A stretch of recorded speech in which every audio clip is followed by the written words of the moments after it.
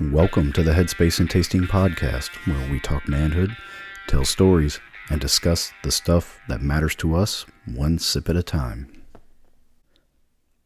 Hello, Kevin. Remember the Alamo, Matt? Remember the Alamo? Yep. All right.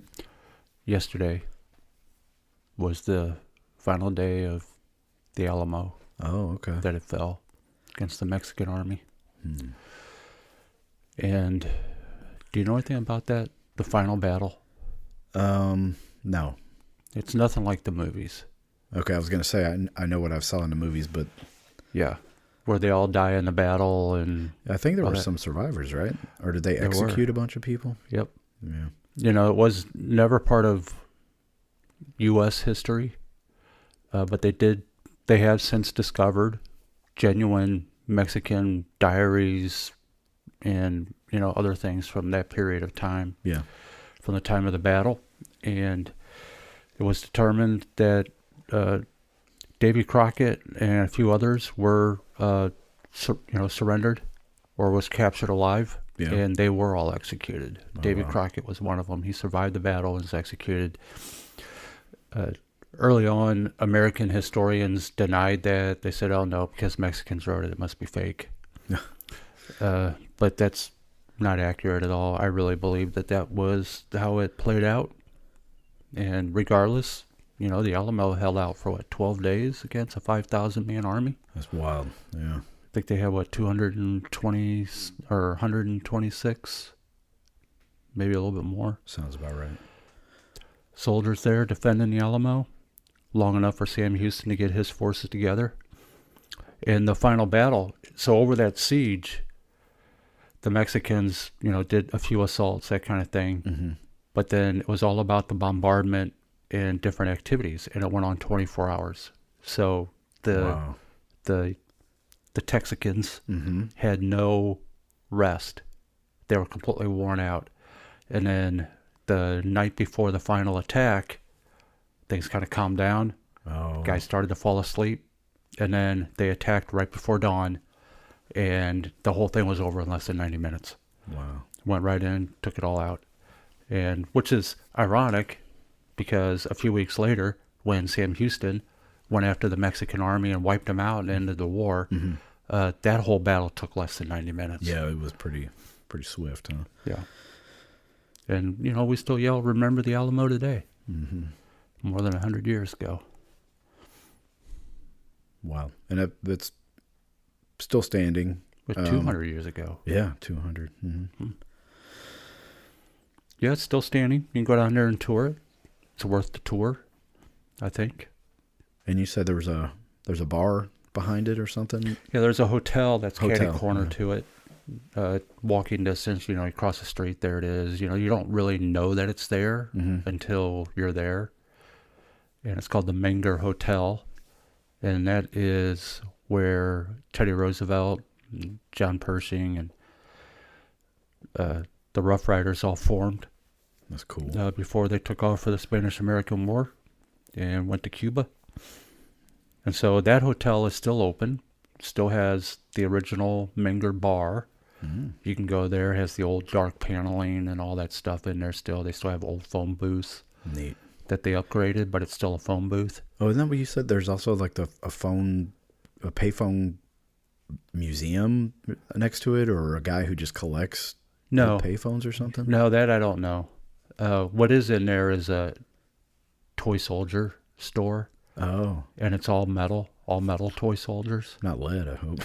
I think they might be. I mean, that's what they used to make them out of. Yeah. And, they're all painted. Cool. And stuff like that. Really neat. You're not going to buy any. You might buy some just to do it, but they do also sell the plastic ones for the tourists. Oh, okay. The lowlifes. Yeah. So a lot of history there. You got the Riverwalk, so you can do all that and ride a boat. Yeah, it's on our list of places to visit one day when the kids get older, and we can pile them in the minivan and head on a road trip. It's worth going. While they're young, all of our road trips are going to be for mommy and daddy. Right. Well, it is a would you call it spring-like weather today? Yeah, what's gloomy? For the weather report? Yeah, gloomy day. Missouri spring. It's a false spring. False spring. Yeah, it's probably going to get cold again. I'm already seeing that in the extended forecast. Are you? Yeah. Okay. Highs in the 20s. I had a crazy storm last night. It actually woke me up. Thunder and lightning and thunder. I had some flooding in my backyard. Did you? Yeah, Wow. It's all gone now, but it was there. Okay. Well, besides that, it was beautiful Friday, though. I know that. Mm-hmm. It was a really nice day. I think it'll be like that again on Monday. Oh, cool. Tomorrow on Monday, I think it's going to be similar. Maybe I'll ride my bike to work Monday. Might be a good day to do it. Yep, I think it's supposed to be full-blown sun. Cool. So today is March 7th, 2026, Saturday, and we are tasting a local bourbon from St. Louis, Missouri, and from Still 630. I don't know where they get 630 from, but Still 630 Missouri Straight Bourbon Whiskey. This is a single barrel, and this is called Bill 266. It is a 90 proof. This is batch number 30, and it's aged 5 years and 3 months, and that is handwritten on this bottle. Nice. On the back label, as president of the Missouri Craft Distillers Guild, I led the effort to create Missouri Bourbon Bill number 266, and was proudly passed into law on August 28th, 2019, assuring that each batch must use 100% Missouri-grown corn and be mashed, fermented, and distilled in Missouri, then aged in new Missouri oak barrels. This is Still 630 Missouri Bourbon, born from corn, rye, barley, and love for our craft. Savor history in the making, aged over 5 years. And it has the initials, or I guess that would be a signature, of the gentleman who distilled this. So it's a cool, like an old school bottle, like you would see back in the day, maybe just a square bottle, soft edges, pretty neat. And then it has a little QR code on the side for cocktail recipes. Oh, nice. You could scan that and get some cocktail recipes. It says award-winning, but it doesn't say, it just says silver medal. It doesn't say what competition or,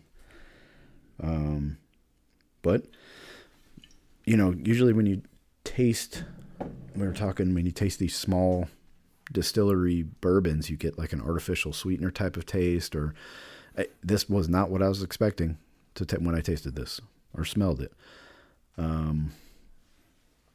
It is blended. It is blended. Okay. They do taste 8 to 10 different barrels that they have, and then they pick 2 to 3 to blend. Okay.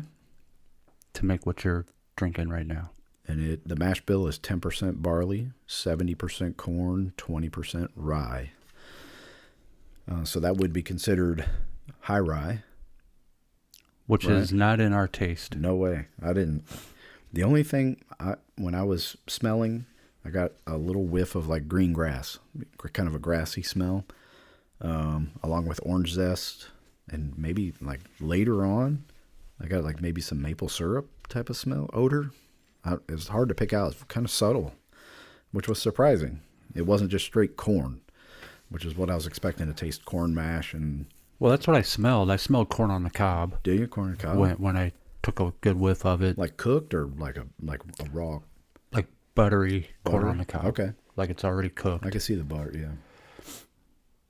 As far as tasting it, it was dark chocolate, a little bit of black licorice, very subtle. A little corny. Okay. And as we continued to taste it, as it sat out for a little bit, it drifted. At first I was going to say cinnamon, but then it calmed down real quick, and as I tasted it again, now it's nutmeg that I was pulling out of it. Yeah. Which is different. First taste, I thought jalapeno. Like that kind of spicy, that like the oil on the outside of a jalapeno type of thing. Some caramel for sweetness, and then corn. Finish for me was a little nutty. I could taste some grains, but that was it. Yeah. No burn, really? Warm finish, peppery finish for me. Really? Like black pepper? Or, yeah. Heavy on the black pepper. But then it's calmed down. As it sat out for a little bit, it's calmed down quite a bit. Yeah, your black licorice that you mentioned, I can definitely taste that now. So, yeah. It's weird how somebody could say something, a descriptor, and then you're like, oh, yeah, I taste that. I know. Well, sometimes I sit here and I listen to other people go, oh, yeah, maybe that's what I'm smelling. Yeah. But, what's your star look like? Did you do it yet? And that's the weird thing. This was my first impression. Let me connect the dots here. Okay. And it is like a honey, between straw, honey, gold, almost orange in the bottle. When you look at it, it's kind of got an orange tint to it. So I guess I would go towards amber maybe. mine doesn't look like yours But again. in the glass, it's more of a honey color. Yeah. Yeah, we're way off. That's what makes it great. Subjective. Yeah, I'll put a picture of one of our little grass out here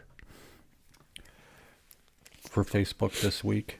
I'll take a picture of ours next to each other. So Yeah. people, when we always say, man, yours doesn't look like mine, we'll show you what we're talking about. Yeah. So you can see.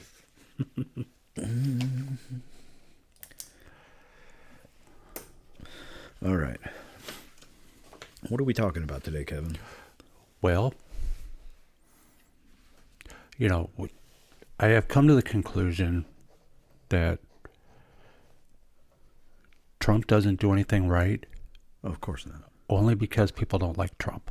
Yeah, that's true. Because if I take that out and see the results of what's taking place since he's been president, you got to try and be not so biased in your decision making and opinions. Good example is the fight against drugs. Okay. We mentioned it before. Everybody's seen it on the news. We've been directly attacking drug boats in the Caribbean, on the western side of on the western coast, off the Pacific, just indiscriminately taking them out, which you don't hear in the news anymore. No. But I'm pretty sure we're still doing it. Yeah. And then you had us go into Venezuela, not necessarily for drugs, for other things, but I can get into that a little bit. And then you had us calling out our threats on Mexico. Mm-hmm. And then since then, the president of Mexico launched a raid against a drug cartel. Basically went to war in the streets of Mexico. Yep. But they took out a drug cartel head. Mm-hmm. I don't know how much of the cartel they took out, but they did some. We stopped the flow of people on the border. Yeah. Human trafficking is all that was. And then recently, just this week, while everything's going on in Iran, nobody's paying attention. The partnership between the United States and the country of Ecuador. Oh. We launched an assault against a drug cartel in Ecuador. That's right. Which nobody's talking about. No. And we took out another drug cartel. And part of that operation also disclosed, and we were able to confiscate, with the help of other partners, somewhere around 6 tons of cocaine in Denmark, another 4 tons in Great Britain, and a ton in Canada. So you have all this stuff going on, and everyone's crying, protesting. How dare we go into Trump? You go into all these countries and blowing up boats, blah, blah, blah. You know what? Everyone has talked for years and years since Ronald Reagan that we're going to fight the war on drugs, and no one's done anything about it. Well, we're definitely losing the war on drugs. And the difference between the others and President Trump is President Trump saying, yeah, go, do it. Use the military. Yeah. And what's everyone's going to be against it because it's President Trump. I get it. But there's a story that came out this morning locally, St. Charles County. In 2023, it peaked. The number of overdose deaths in St. Charles County alone was 100. 2024, it dropped to 50. 2025 was 54. Now, what's significant about 2025, even though it pretty much stayed the same as 2024 on overdose deaths, not a single one was a teenager. Oh. So are we actually doing something in the war on drugs? I would say yes. Well, yeah. You also have people are becoming more health conscious, seeking out alternatives to opiates, other drugs like marijuana, which is legal here. But the younger kids are getting more educated, and they're actually thinking for themselves. We used to have the MAD, Mothers Against Drug Driving, and then we had DARE against drug, and we was just laugh at those videos. Like, DARE is still around. Is it? I think MAD is still as well. They're both ridiculous, but they're trying to do what they want to do, I guess. But younger kids are like, why would I want to do something that could potentially kill me? And so that's a good thing. I don't know that it always comes down to that. I think it just comes down to decision making. All my friends are doing it. Come on, try it. Just do it once. Yeah. Or they lace it in things and going, hey, what was that? I really like that. Yeah. I would tell you all the overdose cases I worked when I was a firefighter EMT. Not one that I could remember or stands out of my head, that they were all heroin or pill related. Or fentanyl, like intentionally took those drugs to get high. I didn't see anything laced or in nothing where somebody got unintentionally dosed with fentanyl or a heroin, something like that. But that doesn't mean it didn't happen. That was just my one experience. Right. I just think that there is a trickle down effect to what's happening. Yeah. And we're cutting it off at the head versus waiting until it hits the streets. I think that's where that's our attempt here. It is a national security. There is a thing that is narco-terrorism, where organizations want to weaken our country by flooding these harmful drugs into our country, and they're doing it on purpose to try to hurt us. It's not to make so much to make money, but they do make money and fund the other terrorists. But along with the other drugs is the human trafficking aspect too. That's a big part of these drug cartels and their operations. And when we shut the borders down, I know like the number of contacts from Border Patrol on the southern border are like almost done, like null. It just stopped. And it's just crazy, like when you actually stand on your principles and you do what you say you're going to do, you get results. And that's what's caused a lot of our issues with Canada these days, is because Canada refuses to do their part on the border with the United States to stop the flow. Yeah. Yeah. So they can get in line too. I don't know. But I mentioned a little bit about temptation. Mm-hmm. We get tempted to do different things all day long. Sure. And essentially temptation is just a thought, I want to go try that, or nobody's looking, maybe. And then temptation, depending on if you can say no, right? Get away from it. If you don't say no, then you're taking an action, so your thought becomes an action. And then the problem with the action is many times that action becomes a habit.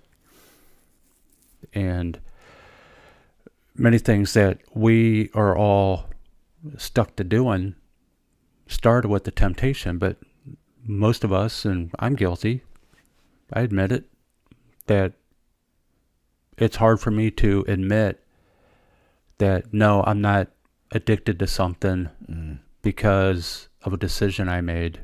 It's because something happened that forced me to do it, or I couldn't get away from it. And that's absolutely not true. Yeah. It straight up was a decision that I initially made in which I didn't say no. Yeah. That caused an action that led to a habit. Yeah. For every action, there's an equal and opposite reaction. There's always going to be consequences for decisions you make, whether good or bad. And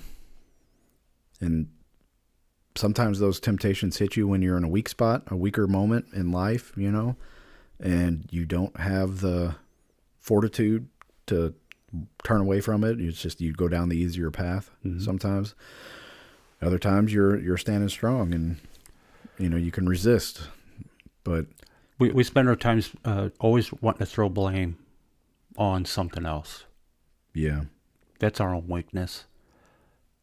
and I'm being very open about things I've dealt with in the past. I mean, I used to watch porn on the internet, or movies, things like that. You know what? That's not easy to break. No. But then when you break it, you feel a whole lot better.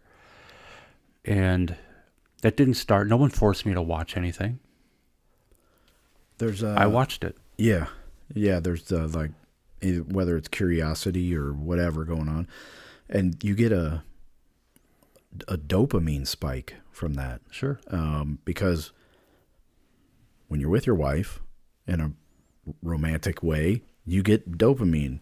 But you had to work hard to earn that, And with porn, it's a cheat code to get that dopamine hit. That's the same with cell phones. You get dopamine from likes on Facebook. You'll get a hit of dopamine from that. It's a very, very addictive chemical. Yeah. Very addictive. But, I go back to blaming others for things.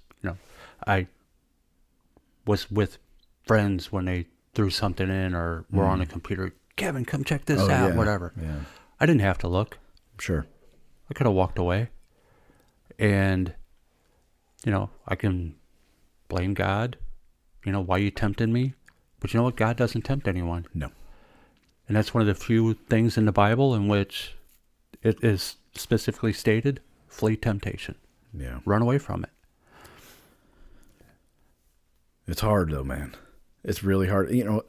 Men especially, I can't speak for women and what the temptations are towards, what they deal with on a daily basis. But, we're basically just a notch above cavemen, right?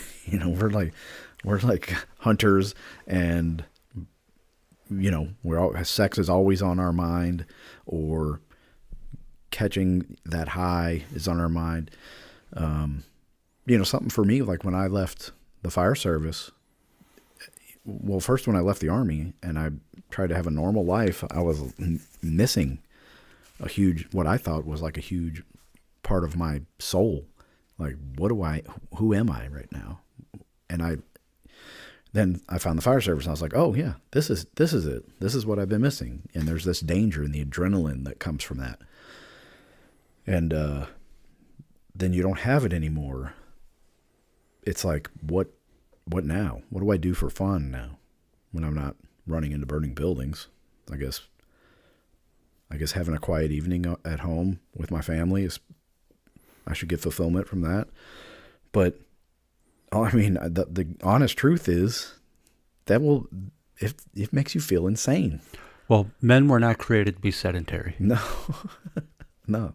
I mean, in the very beginning of the Bible, all the way back to Genesis, right after creation, God said to man to take dominion over the earth. Yeah.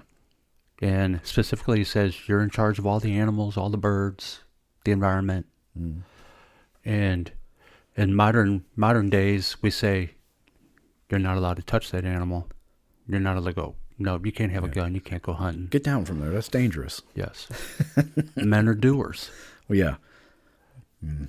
And my daughter is, my youngest daughter, Samantha, we homeschool her, but she's also part of a group in which they meet once a week, in which a teacher gives them instruction on some topic. And then the rest of the week is used for study, writing essays, doing problems, whatever. And it's a mix of boys and girls, right? Yeah. The boys are allowed to be active in class. So they play with the Rubik's Cube while they're listening to the teacher. Some of the boys are doing push-ups. In the middle of a classroom instruction, the teacher allows it because they know that boys need to move. Yeah. And I remember as a kid growing up and being in grade school, you were not allowed to move. And it was the boys that always got in trouble because we constantly can't sit still. I almost got kicked out. They tried to throw me out of All Saints Catholic School because I was just not getting along with the program. They gave me, I couldn't sit in my seat, so they gave me a podium to stand up on with the back of back of the class. And I was just wild. I was just wild. Like, I hated being in school. I wanted to be outside running and doing my thing. I would, if Montessori was a thing back then, like, those schools where they're like, you meet in the woods and you do like foraging and they teach you about, that would have been awesome for me. But I was in the Rittner School District growing up, and I remember on the chalkboard getting in trouble, and the teacher would walk over. You had to come up to the chalkboard. And when you walked up to it, the teacher would draw a circle with the chalk. Oh, yeah. That was above your nose, and you had to stick your nose in the circle and hold it there. Well, you're up on your tiptoes. Yeah. Corporal punishment. Oh, yeah. Yeah, I used to. It existed. Stand in the corner, put my nose in the corner. I remember first grade. My teacher's name was Miss Hefty. Just start. Hefty. Yep, that's what we used to say. We used to sing that song. But yeah, I remember, go put your nose in the corner, and I was there with my pencil and drawing little smiley. Mr. Hutchinson, I know you're not drawing on my wall, are you? No. Yeah.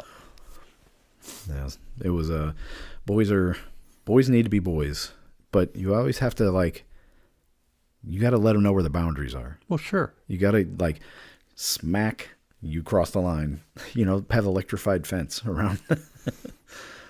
Yeah, well, that's the thing with boys is you give them a border, to run around in. And then as they get older, you stretch it out a little bit more. Right. Stretch it. And they're always going to be pushing the boundaries, and you can give them a correction. And they're like a cow in a field. Yeah. I want the grass on the other side of that fence. I'm going to stick my head in the barbed wire and get stuck. Yeah. Yeah, temptation's brutal. I remember my son sticking his head in the banister of the stairs once when he was growing. Yeah. And we were able to get it out, but it was close. Yeah, we had, I think ours were wrought iron, original ones. My brother stuck his head through there, and they put, I don't know what, they put butter all over his head or something to get him out. My mom will know. Or the 9-volt battery. Oh, yeah. Here, put your tongue on that. Straight on the tongue. Yeah. If you haven't tried it yet, go ahead. Yeah, it's not going to kill you. If you have a pacemaker, don't do it. For our older listeners. Right.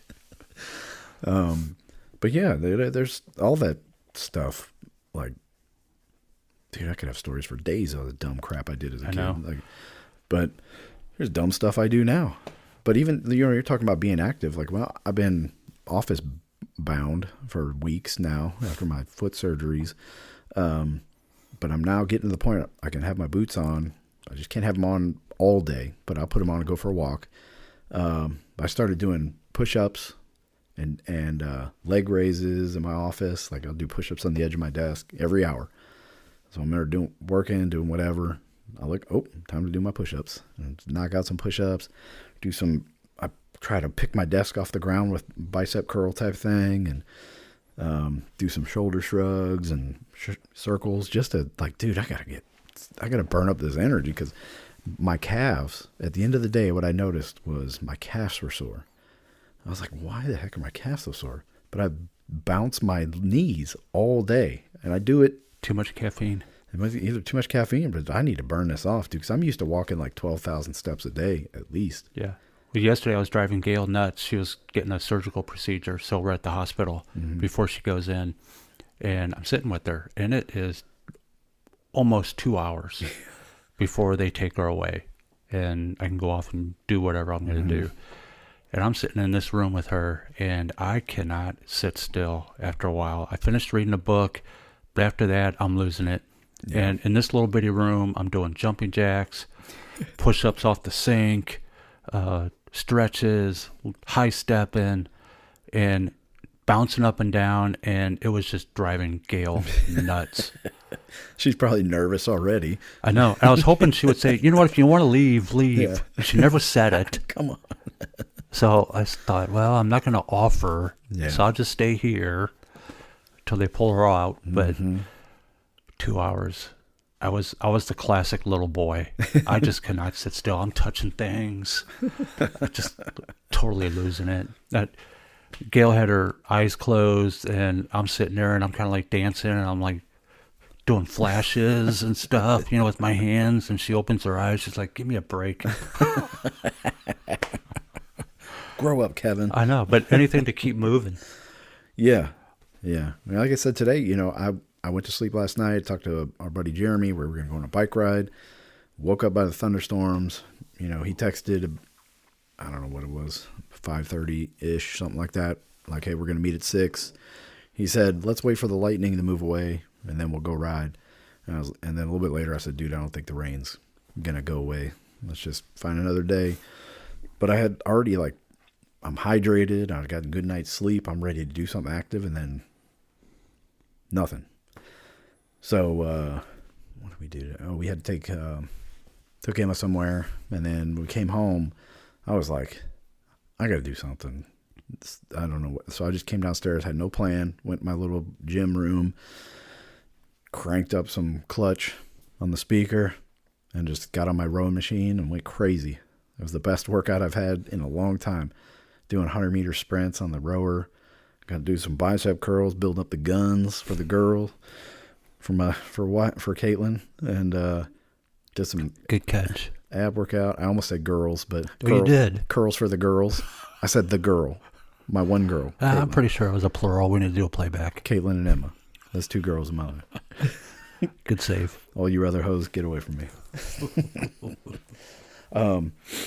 But yeah, I was like, just blew it out in there, man. Just going to town, and it felt great, and I have tons of energy, and I'm, ready to get the day going. Mm-hmm. And those things, like, if you slack off, the temptation to not work out it's so easy to just be like, I'll do it tomorrow. I don't feel it. I'm not feeling it today. You're not going to. No, because that one day for me turns into a month. So the times that I'm like, I really don't want to do this, but I go in there. I said, well, I'm just going to walk for 20 minutes on the treadmill. It turns into an hour-long workout. And I'm like, ooh, man, I'm glad I came down here. Right. Don't put off to tomorrow what you can do today. Yeah. That is so very true. And it fits our mental and physical makeup. Mm-hmm. There are so many times where all of us guys can say the exact same thing, that I made a mistake by not doing what I should have done yesterday. It could have been something as simple as doing something around the home. It could have been a homework project. Mm-hmm. It could have been answering a phone call from your boss. It could have been some other project that you were working on, your workouts, like you just mentioned, Matt. It doesn't matter what it is. It could have been small or big. Yeah. But that indecision is enough to cause all the momentum to fall away and could lead to failure in some way. It reminded me of Napoleon. He was not emperor yet. He was still a general. Mm-hmm. And he was with the French. He's fighting against the Austrians in northern Italy. The Battle of Alcoa back in 1796. Sorry. And they were given orders to charge a bridge, capture a bridge. Mm-hmm. And his soldiers would not do it because they could see disaster written all over it. Yeah. And Napoleon could see fear in their eyes. And he snatched the standard from his flagman as a general, mm-hmm. ran himself all the way down to the bridge, stood on the bridge, and yelled at all his troops, "Come save your general." Mm-hmm. And the soldiers all suddenly went, "Oh my gosh." And they didn't even think about the danger anymore. Yeah. They thought about protecting Napoleon and charged down there. And they had initial success, but they weren't able to capture the bridge. But his move did 2 things. Number one, the French were able to win the battle overall that day. And number 2, his legendary respect. Oh, yeah. That he grew his image was set in that battle before he was even emperor. Yeah, even when he was a young lieutenant, he was known for like brash tactics, just take his sword and run up a ladder, like that siege. Yeah, he was an artilleryman. His first battle, right? He was an artilleryman, but they were throwing ladders up and climbing. He saw like we just need to attack. So he climbed the ladder, drew his sword, killed a bunch of dudes, and everybody's like, this guy is someone. Right, but he made a decision on the spot. Yeah. We got to do it. He didn't have to. He could have stayed back with his troops. Sure. And that battle would have been lost that day. Man, he could have court-martialed all of them for not following orders and killed those guys and ruled by, tyranny, tyrannical tactics. But he decided to lead by example. Yeah. Caitlin and I just finished the last James Bond movie. We watched the whole library. The worst James Bond movie of all of them is the last James Bond movie. You're out of your mind, dude. It's the most woke, feminized version of James Bond in the entire 27-episode series. It's a great film, but it is, as far as James Bond goes, I don't know. You just like the girl in it, that's all. The blonde girl? The French one? I am a sucker for a woman with a French accent. Mm-hmm. But at the end, where they're toasting to James Bond. Yeah. And he reads a quote from Jack London. The proper function of man is to live, not to exist. I shall not waste my days in trying to prolong them. I shall use my time. Perfect. That's a great, when I saw that at the end, I was like, whoa, dude. I'm definitely reading that on a podcast because that's what we talk about. Like, quit preparing to live. Just live. Like, what are you preparing for? You could be 50 years old and you're like, I'm not ready yet. I need to be prepared. I screwed myself out of going to special forces because I thought I'm not ready. I need to be more prepared. I need to be better shape. I need to have more experience. I need to do this. And I kept putting it off, and it was too late. I screwed myself. Who knows whether I would have got selected or not, but at least I would have tried. And I never got to the point where I tried. Yeah. You said two things. Number one, our entire life is a life of preparation. Yeah. Everything we do, all of our experiences, every school we go to, every friend that we make, all of our decisions prepare us for something in the future. Mm-hmm. We're not always going to know what it is. Nope. And it could be a major decision or a major event in your life that you at one time you would not have been able to make had you not had the preparation your entire life leading up to that point. Yeah, God's going to put you right where you need to be. Yeah. And if you feel like, I'm not ready for this, you're wrong. Yep. And then number two, it's the indecision. Yeah. You're going to say no. I mean, think of Eisenhower before the D-Day invasion. Yeah. Making that decision to go when they don't know what the conditions are going to be for the weather. The weather, yeah. That was the big thing. And they're thinking, I think maybe we have 14-hour break and weather. We can't keep putting it off. Go. Just do it. Send them. And same with the airborne troops. I mean, they thought they were going to have 80% casualties. Yeah. 80% of all the airborne forces. And what were they shooting out? Something like 40, 50,000 guys airborne? Yeah, I think so. That would have, 80% of 50,000. So, and look what happened. Fortune favors the bold, man. Sure does. What was that about General Patton? A plan poorly executed is. That's the. Was it 80%? A plan 80% complete. Yeah. Boldly executed is better than a plan 100% complete or something like that. Not executed. You're looking it up. Yeah. Yeah. Let's see. Yeah. A plan 80% complete and executed now is often superior to a 100% perfect plan that is never finished or arrives too late. Mm-hmm. That's so true, man. It's like, all right, we have enough information. We are as prepared as we're going to go. Let's go. The timing is everything. And that's what Napoleon was known for. As soon as the advantage was slightly his, it was like as soon as it could pass that line, he's go. Yeah, he understood in battle. It didn't matter all the pomp and circumstance, all the movements, everything that was taking place throughout the day. Mm-hmm. Every single battle he was in was going to be settled within a 5-minute window. Yeah. And he was usually apt to figure that out. Yeah. Now, you can play around with some of the weird history and like the numbers people. Mm-hmm. So Napoleon changed the spelling of his name after he became emperor at some point. And when he changed this, if you're like a numerology kind of person and look at how the numbers played out based on his name spelling, After he changed the spelling of his name, he never won another campaign. Weird. Prior to that, he never lost one. Was he trying to make it sound more French or something? I don't know what he was doing. So wasn't he actually Corsican or something like that? Like not Born in Corsica? I think so. Yeah, so he wasn't considered truly French or something. There was some kind of weird thing about it where he was born. It didn't really matter, did it? No, not in the end. Didn't really matter. He did all right. I mean, even though he ended up in exile and whatever. He was the Emperor of France for a while. So, from a lowly artillery lieutenant to the Emperor of France in a pretty short period of time. Yeah. But what keeps us from making decisions? Fear. I think fear plays a role a lot. What are we afraid of? Failure. Mostly it's either failure or, we focus too much on the negative consequences, like what if this goes wrong type of thing. That probably holds the majority of people back, I would say.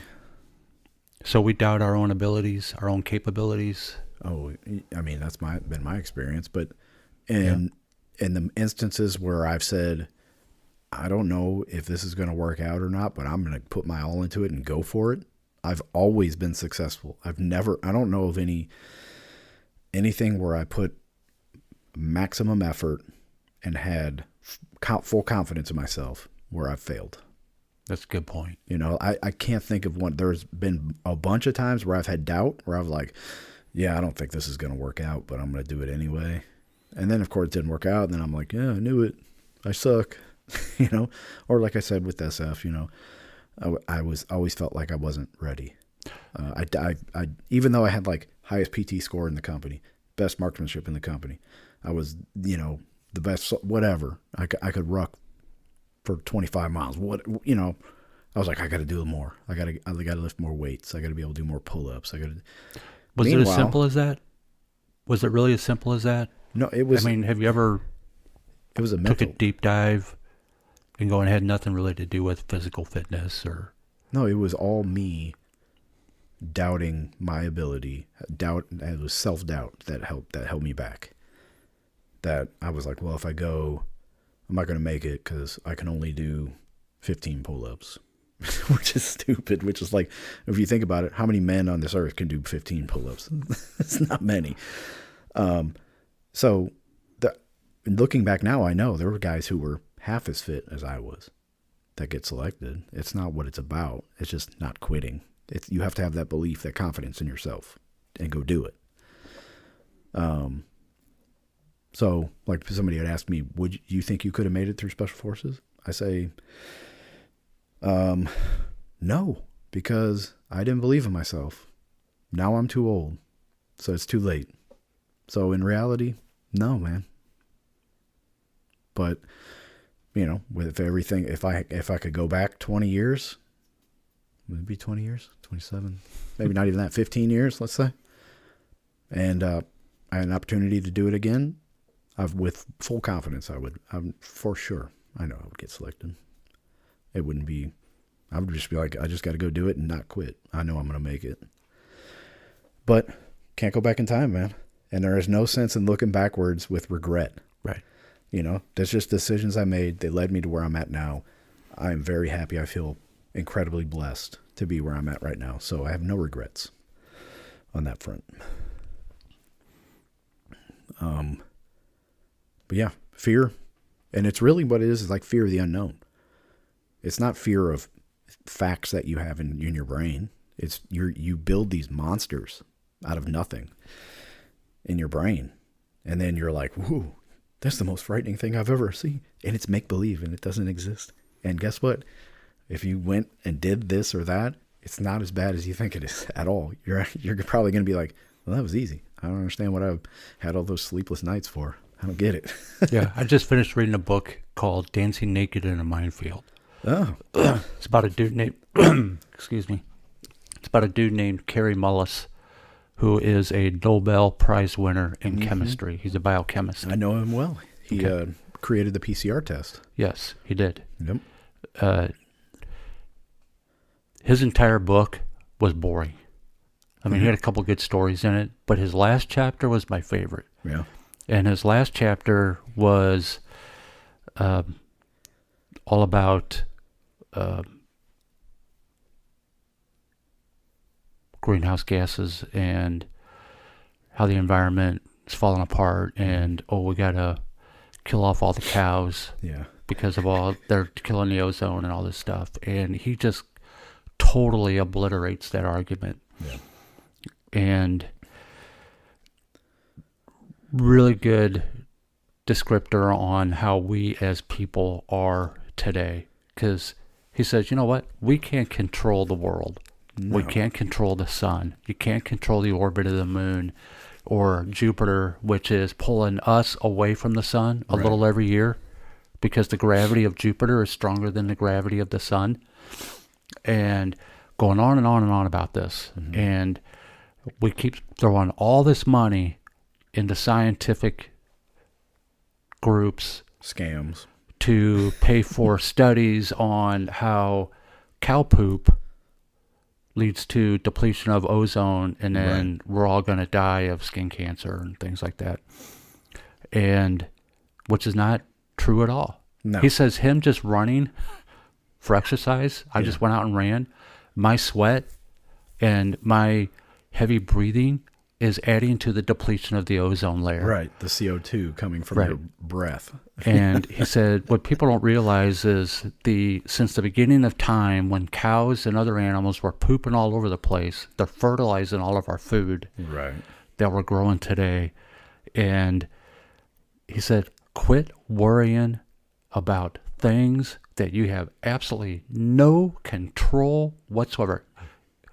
If there's a quasar going off in some distant galaxy that we see in a telescope, who cares? Right.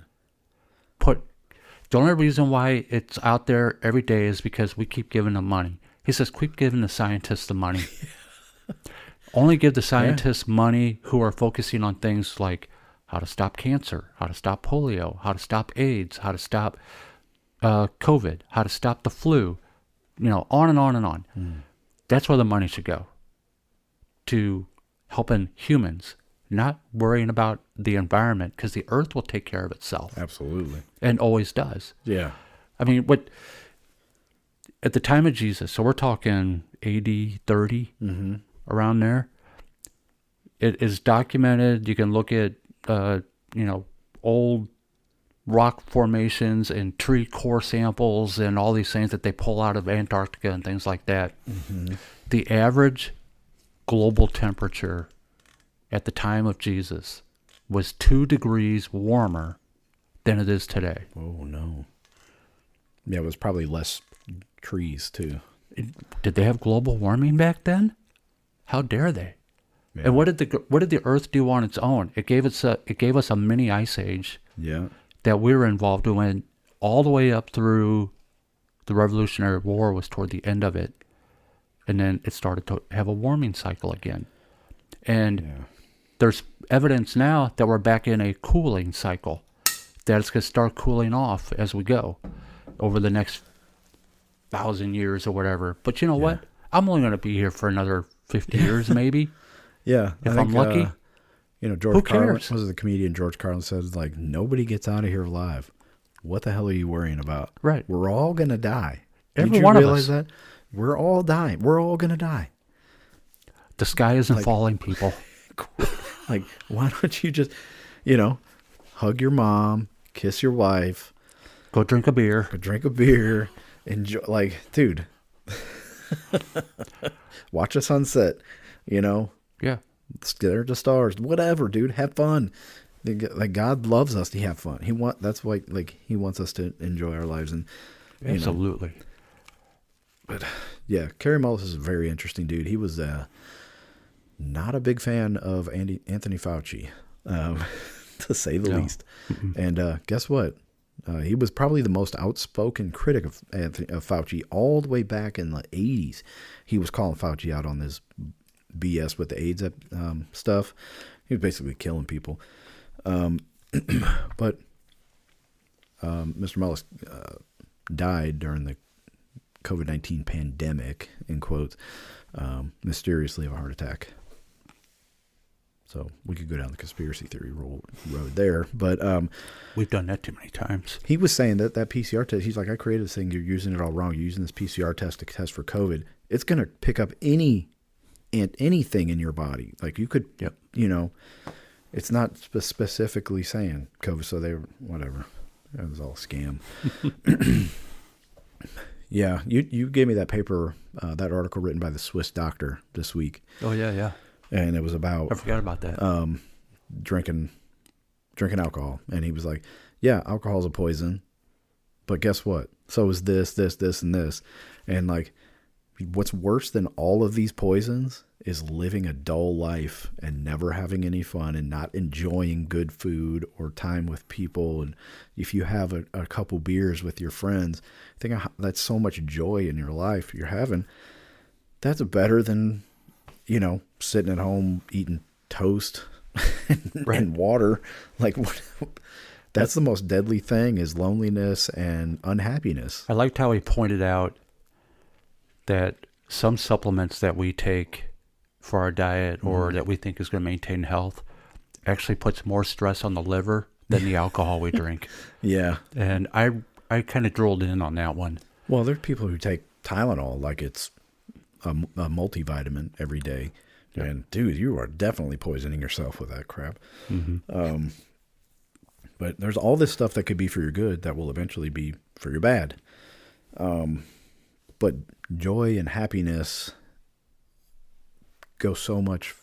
There's so much more you get out of it than the harm you're doing by having a beer with your friends. Mm-hmm. I've got news this week. I had a former driver of mine, former employee, past job, great man,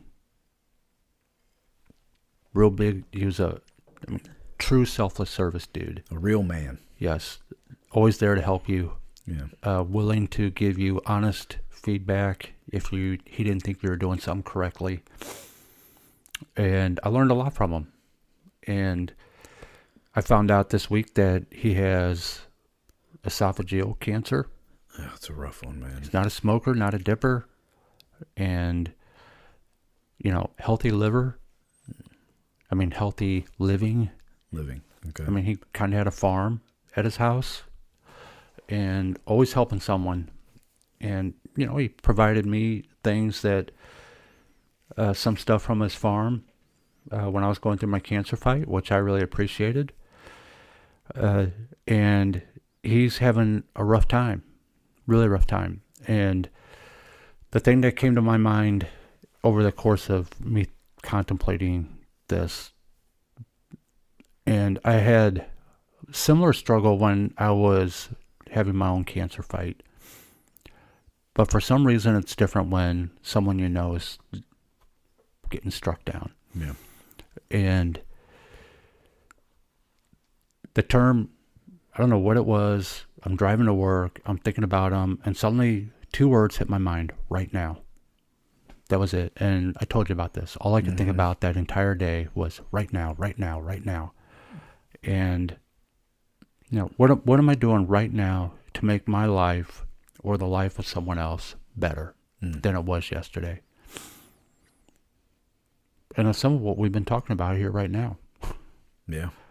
Is why put off something to tomorrow that you could take care of today? Because you know what? We don't know what tomorrow's going to bring. I might be dead tomorrow. Tomorrow's not promised to us. I might leave here today and be dead. Yeah.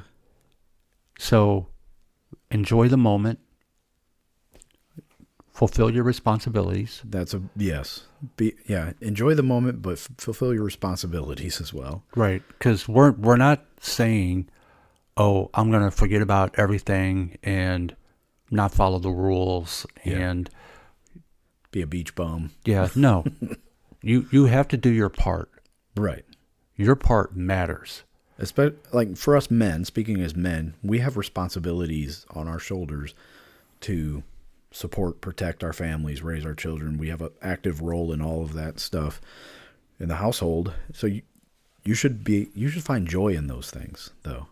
It shouldn't be a burden to where you're Like, I think it doesn't in Genesis where God, like we're going to be burdened with plowing the land and working our fields and basically toiling over our food and type of stuff. But,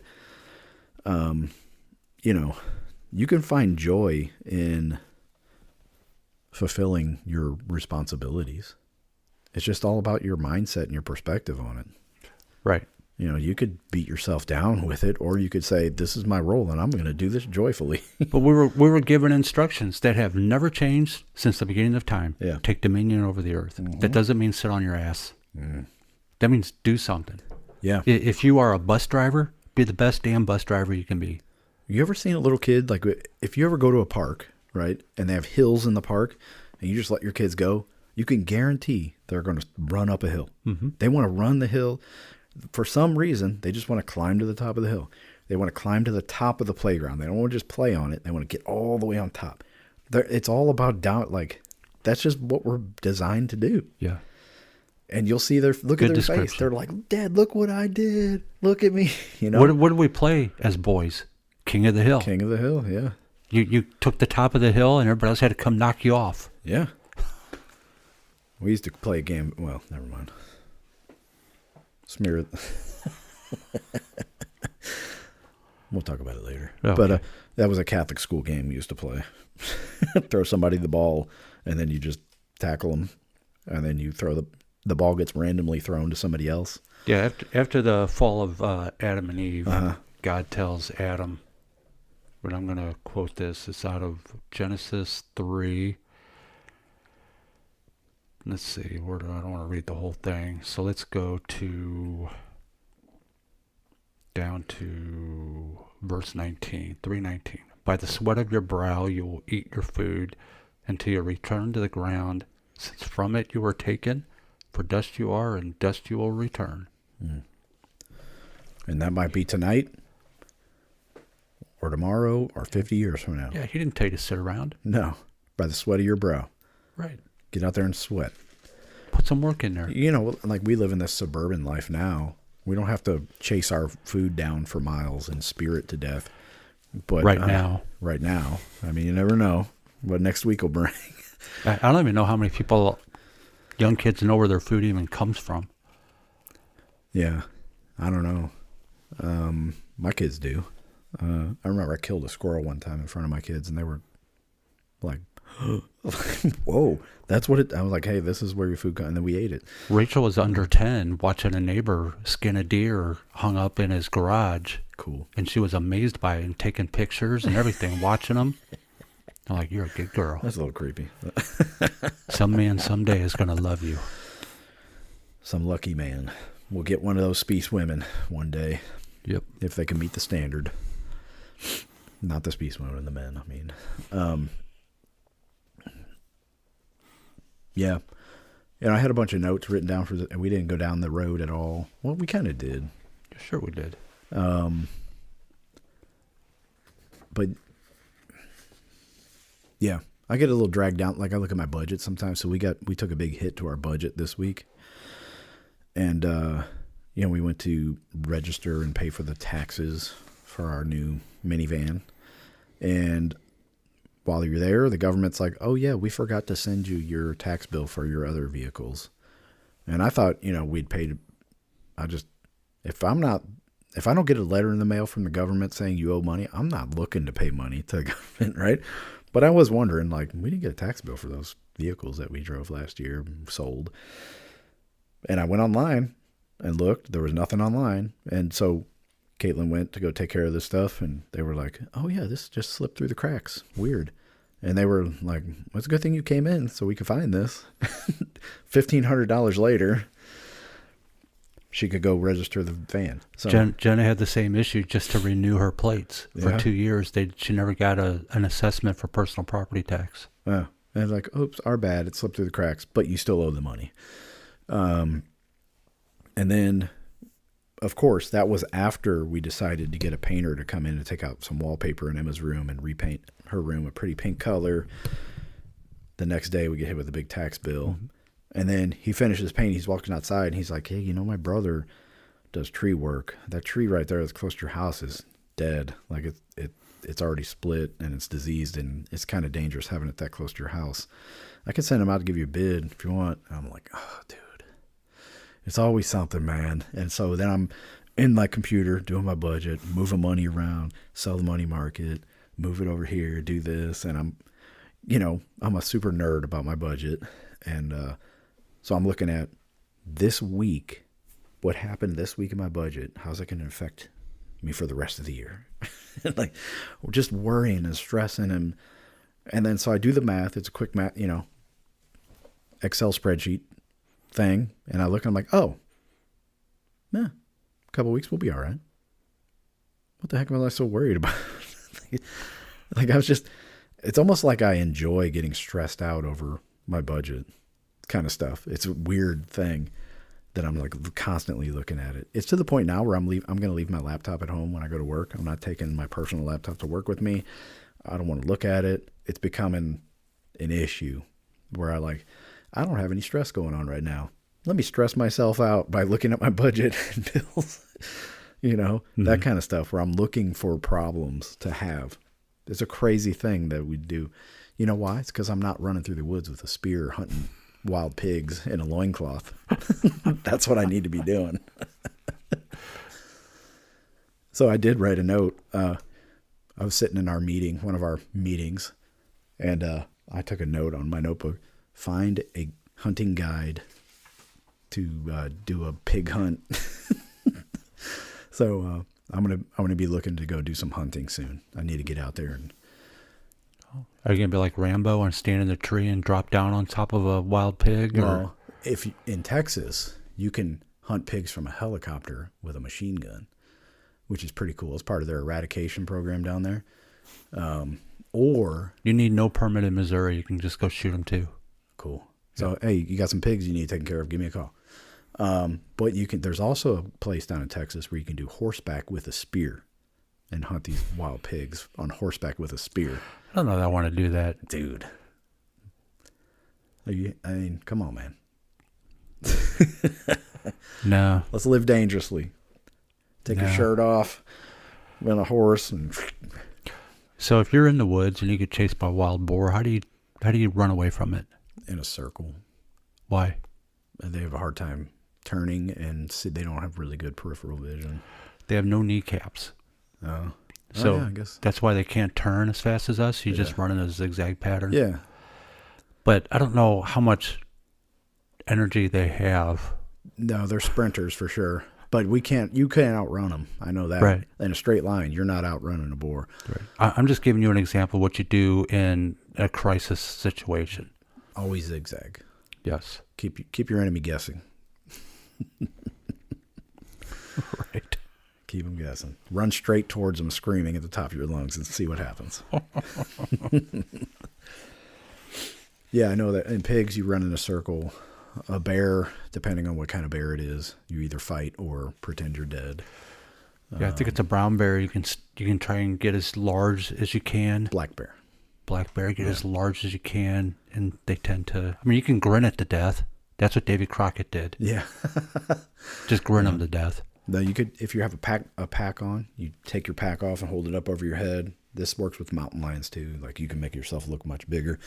Brown bears, you better have some bear spray or a super high caliber gun, or play dead.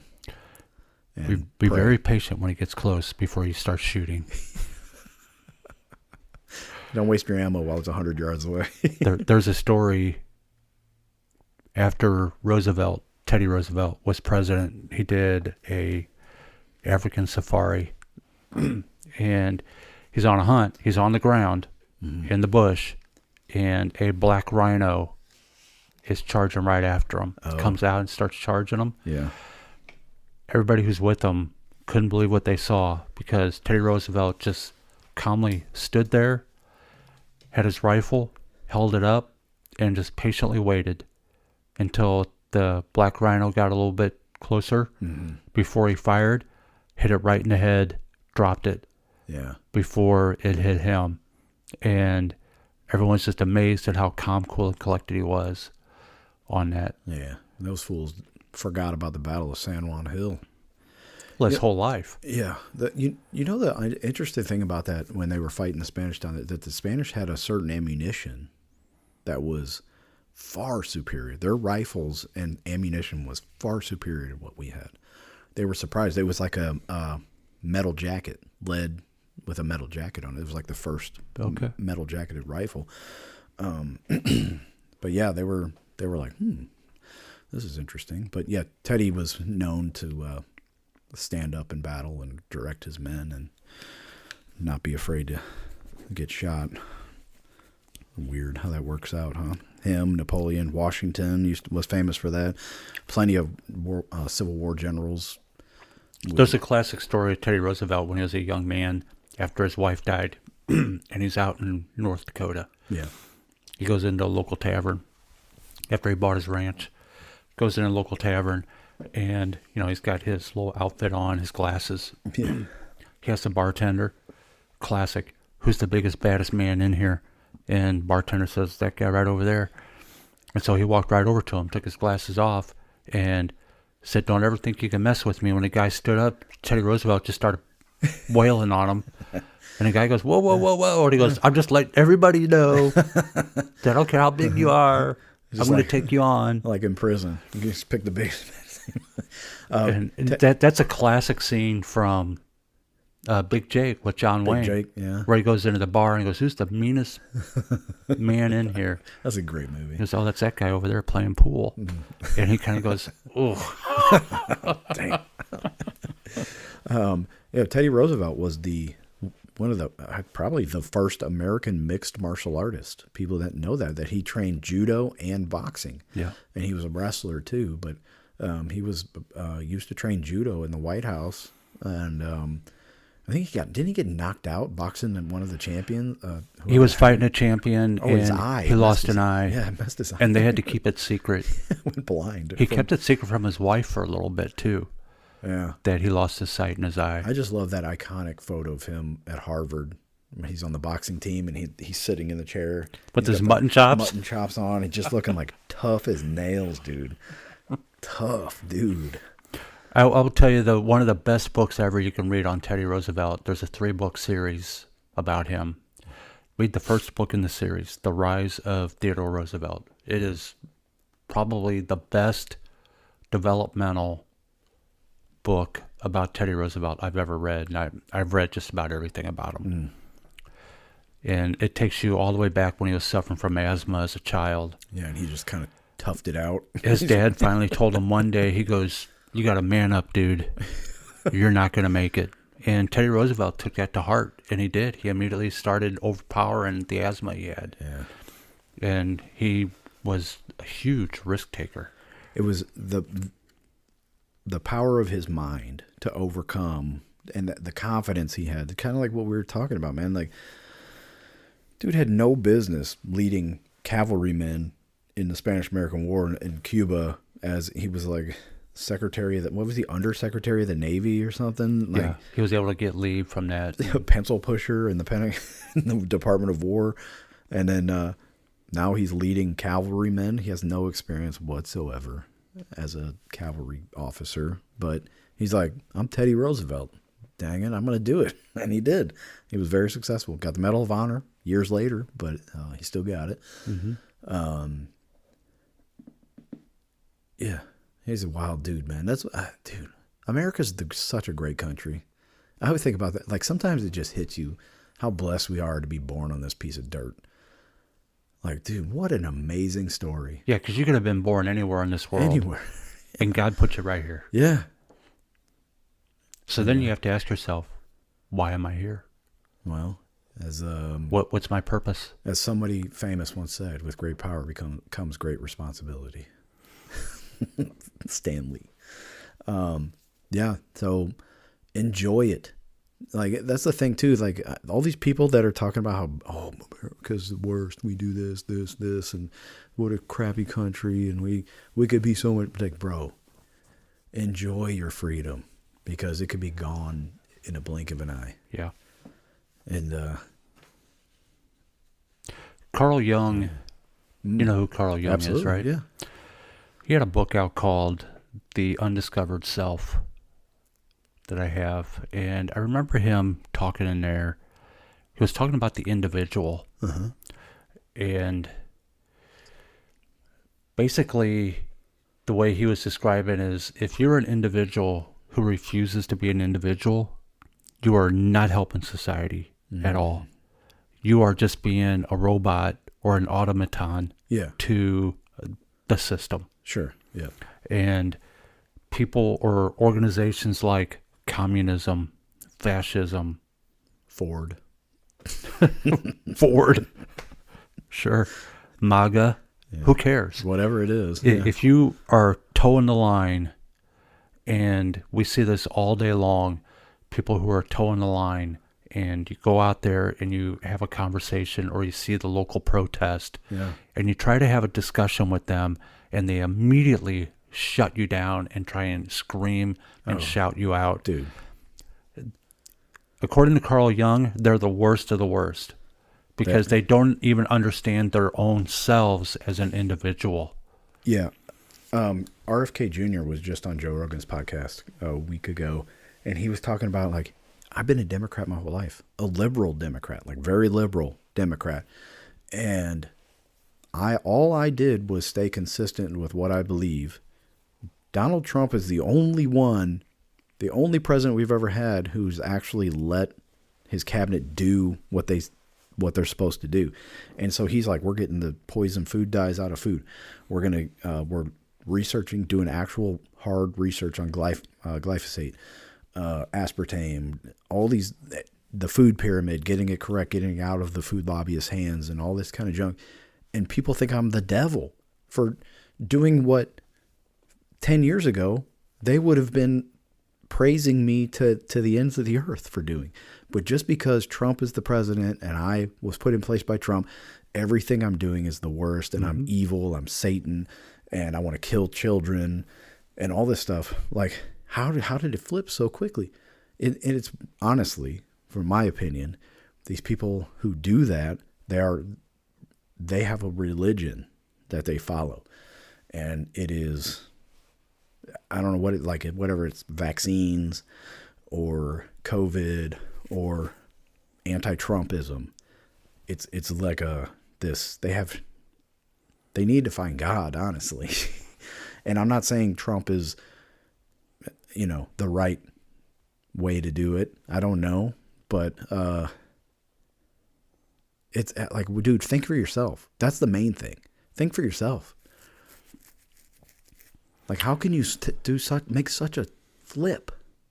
Like, you're the liberal hippies movement were all anti-vaccines because they thought you're poisoning our children, all this kind of stuff. And then as soon as Trump gets in office, he puts the number one anti-vaccine guy as the head of the Health and Human Services. And he says, yeah, vaccines are actually harmful, and here's why. You're like, no, you're wrong. You're trying to kill our children. You want polio to come back and all this. Like, what happened? It's just because Trump. Right. That's what I said at the beginning of the show. It's insanity, man. It's absolute insanity. Pure and simple. There's nothing, like, it's evil as well. There's a lot of evil involved in that. Mm-hmm. I'm not the biggest Trump fan in the world. He's got a lot of mistakes. But he's actually doing what he said he's going to do. I didn't vote for him the first time he ran. I didn't vote for him the second time, but I did vote for him this time. Because whatever was going on back then doesn't need to go on now. We definitely had to, it was time to draw a line in the sand. And he is not going to slow down. He only has this term. Yeah, that's it. So he has got to drill, baby, drill in all aspects of everything. Bobby Kennedy Jr. said, I am going to go to work every single day. And he works 7 days a week, he said, while he's at the office and at home. I am working every single day as if I only have 3 years left. Right. To get this done. We have to do more than rip the Band-Aid. We're going to rip the Band-Aid. Amputate it. And gouge it out. And cauterize it. Yeah. Because if we don't do it in the next 3 years, whoever gets elected will try and reverse everything that has been done. So you got to really whack it out. There's a couple turds floating in the fish bowl, or in the punch bowl, I mean. And one of them got kicked out this week, Christy Nome. She's gone. Next will be, hopefully, I hope, Pam Bondi. And then, who's that turd, the FBI director? Patel. He needs to go. Those are the three worst picks he could have possibly made. They got to go. Kristi Noem should be brought up on federal charges for fraud, waste, and abuse for what she did. That $220 million ad campaign starring herself. That's not going to happen. Yeah, I'll tell you why it's not going to happen. She should pay back every penny. What did Congress vote on this week? A bill by Nancy Mace that was shot down by a majority, bipartisan, Republican and Democrat. Shocking. It must have been something that would have held them accountable. It was. She put forward a bill in the House that said that they would release all documents that showed any kind of sexual abuse or sexual assault or whatever that was paid off. Oh, yeah. There's a lot of that. Using government tax dollars on our congressmen. Of course they're not going to release that. Those filthy scumbags. Only 65 out of the 457 voted for the bill. Man, there used to be a time where we had this thing called tar and feathering. But anyway, Nancy Mace is a filthy scumbag herself. If she would admit to her scumbagness, then I would be more likely to support her in this, but she's just as bad as the rest of them. But I mean, the hypocrisy is unreal. It is. Absolutely. Yeah, the emperor wears no clothes type of thing. Like it's... That's why I don't care about the Epstein. I couldn't care less about Epstein. Well, dude... Everybody's craving about Epstein. We haven't done anything with Epstein. We're not going to. No. And then Congress is already going, nope, we're not going to release any information because I had, I was fooling around with one of my aides. Yeah. Or one of my interns. No. Yeah, when they call DC a swamp, that's the wrong way. It's a cesspool. It's the that bucket down at the bottom of a porta potty at a music festival. That's what it is. Not enough people are retiring. Yeah. More people need to retire and get out of there. The baby boomers. All of them. Go away. Get out of there. I love you, Mom. I hope you're the last one. But all the baby boomers need to go. I've said that before. Yeah, and then people might dude, I'm too apathetic almost to be in Congress. I'd be like, vote no on everything. I think that's the way to go for about 10 years. Vote no on any. How much does it cost? $5? No, we're not doing it. Well, you want to make it through at least one term of service. That way you can get your pension. There you go. And my health care for life. And meanwhile, they're talking about looking into veterans, the VA system about, why are we paying all these veterans so much money for service-related disabilities? We need to look into that. We should investigate this. Oh, the VA has already revoked that policy. Good. Due to the outcries from the veterans. Yeah, good, man. It's, dude, when I've heard a bunch of people talk about why are so many veterans getting disability? They must be defrauding the government. It must be fraud involved. No. That's the news media. And then the next thing, the first question out of my mouth is, how much time did you spend in the military? Right. And what if you did spend time in the military, what did you do while you were in the military? Well, again, it's the left-leaning news media doing whatever we can to separate and divide people. United we stand, divided we fall.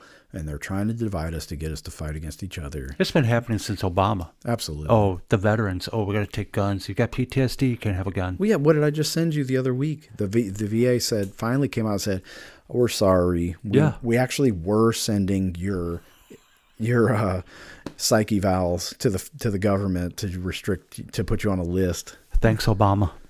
Golly, man. I'm telling you, you can't pay attention to TikTok. You can't pay attention to Instagram. No. You can't pay attention to Facebook. You have to dig in and do the real research to figure out what is going on. And honestly, nowadays, you have to actually put your eyes on the live.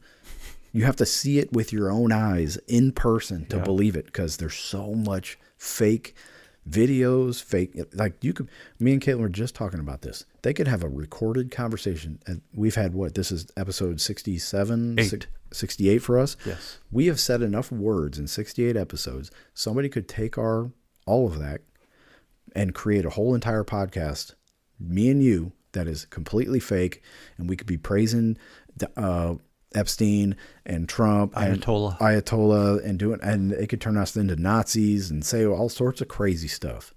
But it could all be AI generated. Nobody would know the difference because you don't see it with your own eyes in person. Mm-hmm. We might be AI generated right now. You never know. I'm not a pigeon. We don't have that kind of budget.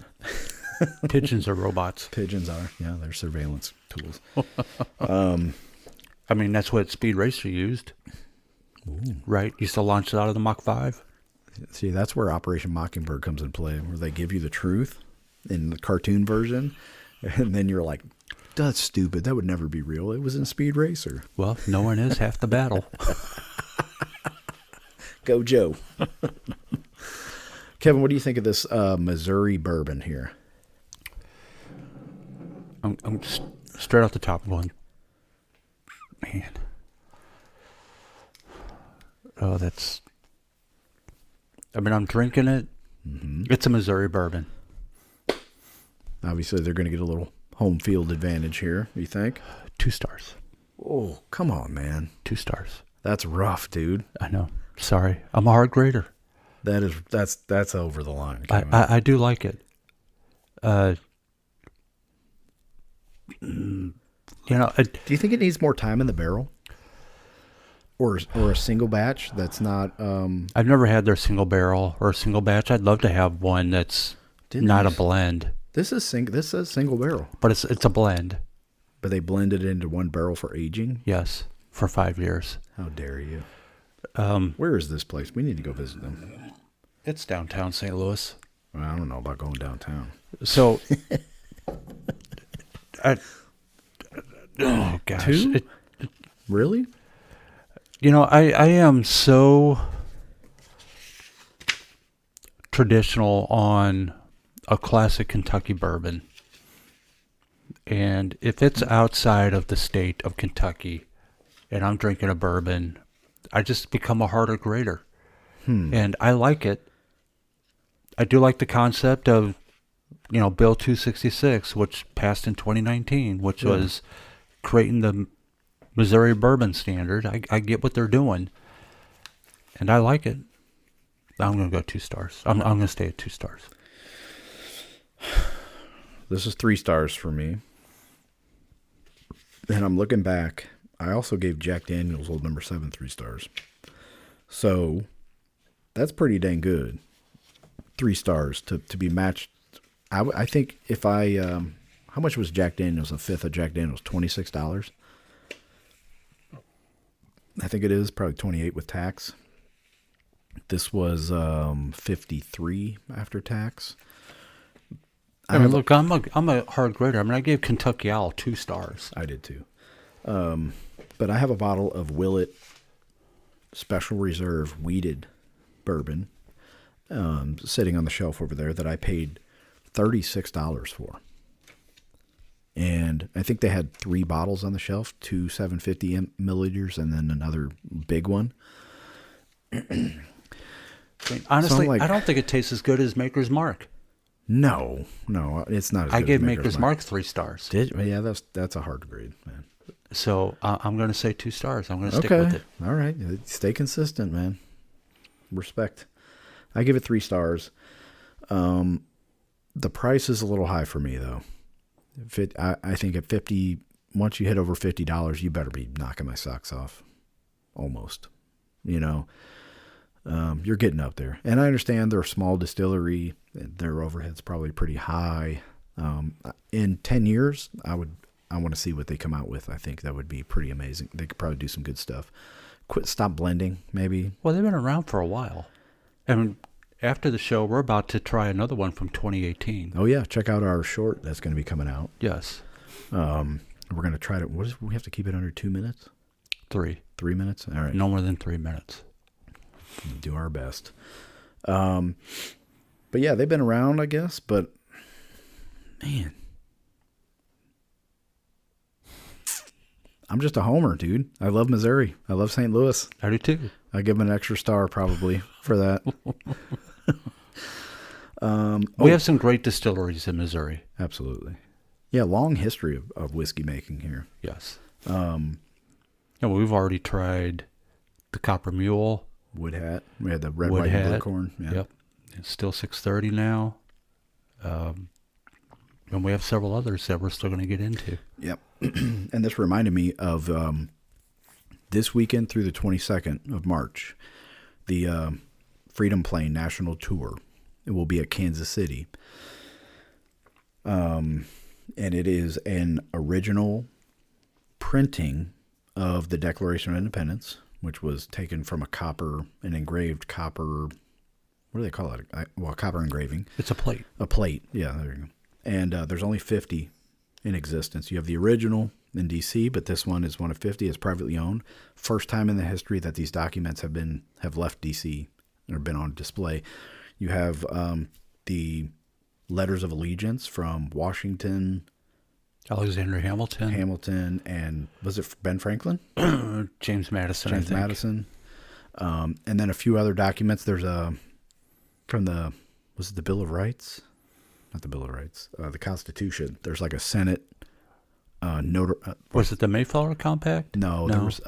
There's some like original notes. It's probably the Bill of. That's right. It's an original printing of the Constitution that was a secret.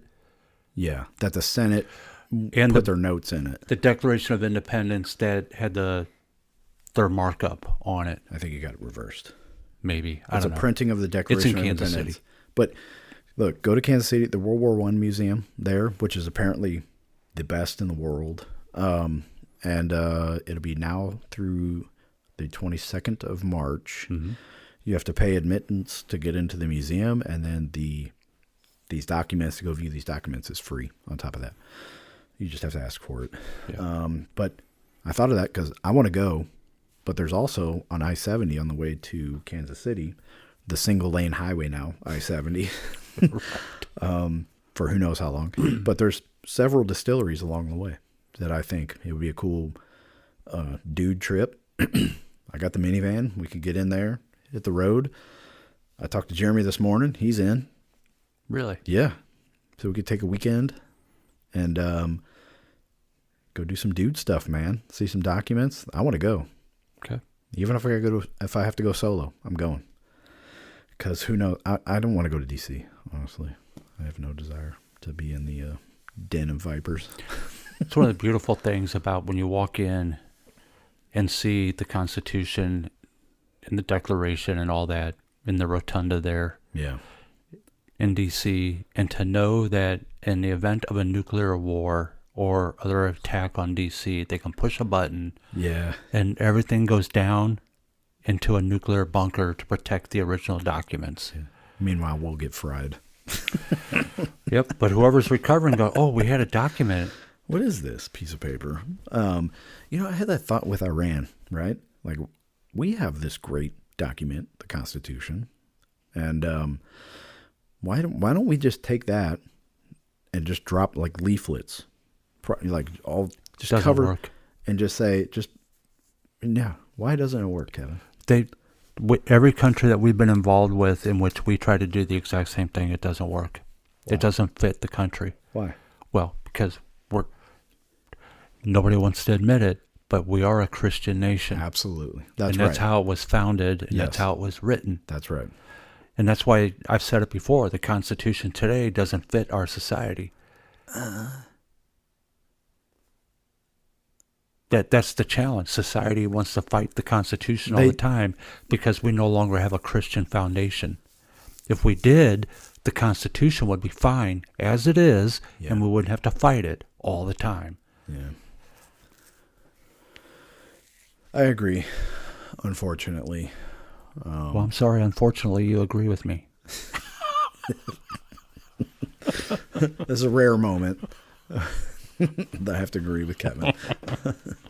We talk about the moon landing. That's another story. Speaking of which, I'm going to send you a video, a body language expert, of these alleged moonwalkers. No, I don't want to.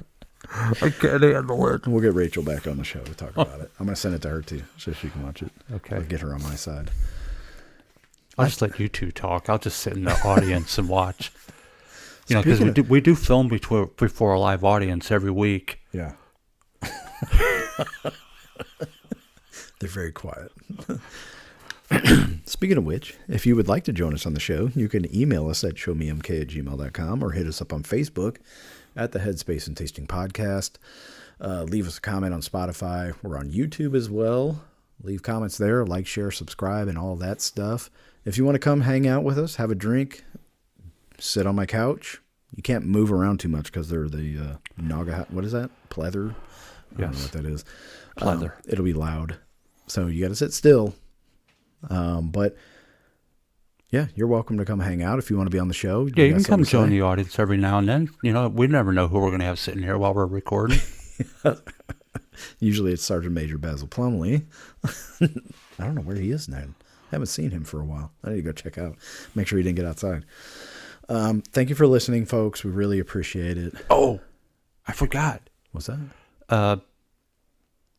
Michael, my son. Yeah. My sergeant in the Marine Corps. Happy birthday. Happy birthday, young man. Quarter century. 25 years? Tomorrow. Oh, okay. No, Monday. Monday the 9th. So when this show airs, it'll be happy birthday. Yes. So happy birthday, Michael. Miss you. Thank you for serving our country. Oh, thank you, man. Appreciate it. Go to warrant officer school. Yeah. Or get out and go to college. Either way, make your way, young man. Mm-hmm. That's it, man. I don't have anything else. I don't either. All of our other listeners outside of Missouri, Illinois, Michigan, outside of the continental United States. North Carolina. So Michael probably won't even hear this because he's not listening anymore over in Japan, right? I'll tell him. Well, he's been busy. Like they're not. He's on deployment. Yeah, he's somewhere else. We'll give him some grace. All right. See you, folks. Peace out.